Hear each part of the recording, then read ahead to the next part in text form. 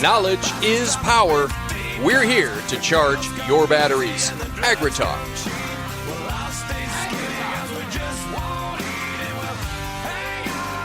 All right, welcome back. I got to read you this tweet here. I'm Chip. Okay. Got Davis with us. Brian Grady is still with us, and we're going to have a conversation with Jason Tatge from Farmobile in just a moment. Brian, this from at Corn and Calves, and I think it's worth reading because of the psychological impact that this could have on the markets. And at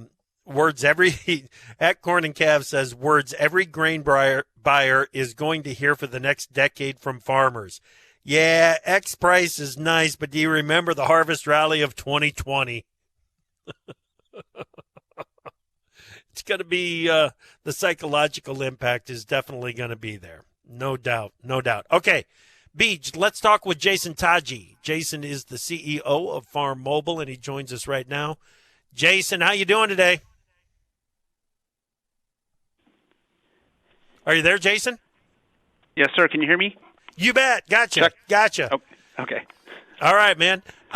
So let's take a look at the corn numbers, because when they came from USDA, the Farmobile has been telling us to lean down in the Western Belt, Kansas, Nebraska, Iowa. We got that today.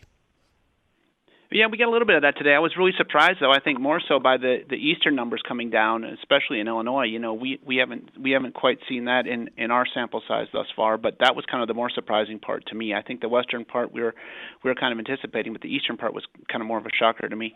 Yeah, absolutely. And the combination of that, when you get the declines that you anticipated, along with some that you did not anticipate, all of a sudden we're looking at a sizable increase or a sizable decrease in the national average corn yield there. Yeah. And Brian, the one thing that I'm thinking about every time I look at these numbers as they're coming in now is I kept hearing from you, I kept hearing from Jeff that the ear counts just weren't there.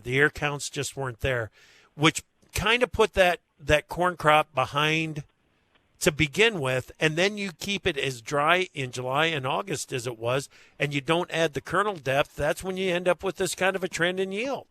Yeah, it was the grain length that held us up on yield this year, and you lose some of that into the finish, and like you said, you lose kernel size, and it just leads to a lower yield. So the poor finish definitely had a great impact on the negative impact on the corn crop this year.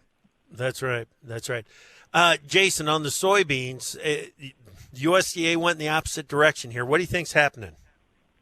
Yeah, I'm not sure what's happening there. We don't seem to be picking that up in our samples that are reporting at all. But let me check. But right back to the corn thing for one more thing. We had talked the last couple of weeks about the corn on corn acres being off in their performance. And what I'm hearing right now is a lot of these guys hadn't been able to get a lot of their field work done in the last couple of years due to, the late harvest. So, that might be some of it, and they're getting pretty excited about, having a good setup here for next year and having the time to get that work done. Yeah, I haven't seen as much field work done as what we've got done this fall for the last 4 or 5 years, and I think you're probably right on there.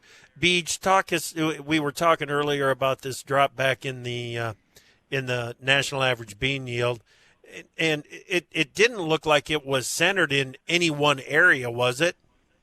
No, pretty consistent across the board, either 1 or 2 bushel cuts from what they were last month. I think the recurring theme that we've heard just from a lot of farmers was, boy, there sure are a lot of beans out here, but they aren't real big. And I think that's coming back to play here as we get into the November estimate and see it down more than what was anticipated.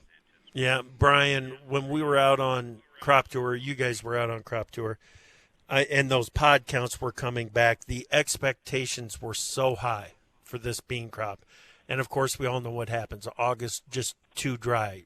September didn't pick up enough rain early enough, and all of a sudden we're looking at this kind of yields. the optimism, I think, in the farmer surveys probably came out of this one, Jason, even though, like you said, the pucks in the combines were reporting back some pretty good yields from across the Corn Belt. Yeah, I mean, we still, right now don't have, we're quite a bit off of what the USDA is projecting now given today's numbers, but we were trending at or above USDA numbers in 8 states, in all 8 states that we were reporting. So that was really surprising to me as that number came out. Very good. Very good. Jason, this has sure been a lot of fun. Any last observations? What the plan is now with Jason at Farmobile is when we get the annual production summary in January, we'll get together, we'll compare the final results at that time, if that's okay with you, Jason. Absolutely. I look forward to it. Cool. Any last observations from this, from the data that you guys pulled this year? I think we're learning on the fly just like everyone, but I think there's absolutely an opportunity to modernize the reporting process, and have another source of information as we start to, look at how all these markets are impacted. And the more subscribers that we can grow, the more accurate the index continues to become. So excited for another year to get at it here, especially if we're able to get a lot of this field work done. And everyone's optimistic. We've got a cure for the virus, and we've got a bullish corn and bean market. Absolutely. Good stuff, Jason. Thanks, man. We appreciate you, and we'll talk to you later. Sounds great. Thank you. All right. Good stuff. Brian, thanks so much, buddy. Heck of a set of reports today, wasn't it? It was quite the month. We'll never forget this one, I don't think, for quite a while. I think you're right. I mean, this one rivals 1993 in my book with the kind of market impact that it could potentially have. All right, thank you so much. Hey, we got this from John Harris, the news director at Farm Journal. GOP has 49 seats. Tom Tillis wins a second term in North Carolina after Democrat Cal Cunningham concedes. Now, we've still got Alaska to determine. We've still got 2 runoff races in Georgia. So we've got a lot of room for some movement there yet. Okay. Hey, guys, thank you so much for listening today. Big reports, lots of information coming your way. For Davis and for producer Joe Stackler, thanks. Tomorrow morning, Senator Joni Ernst is going to be joining us, and we're going to have a Veterans Day Farmer Forum with Matt from Illinois, John from Kansas, and then we're going to keep it going with Brian Split in the afternoon from agmarket.net right here on AgriTalk.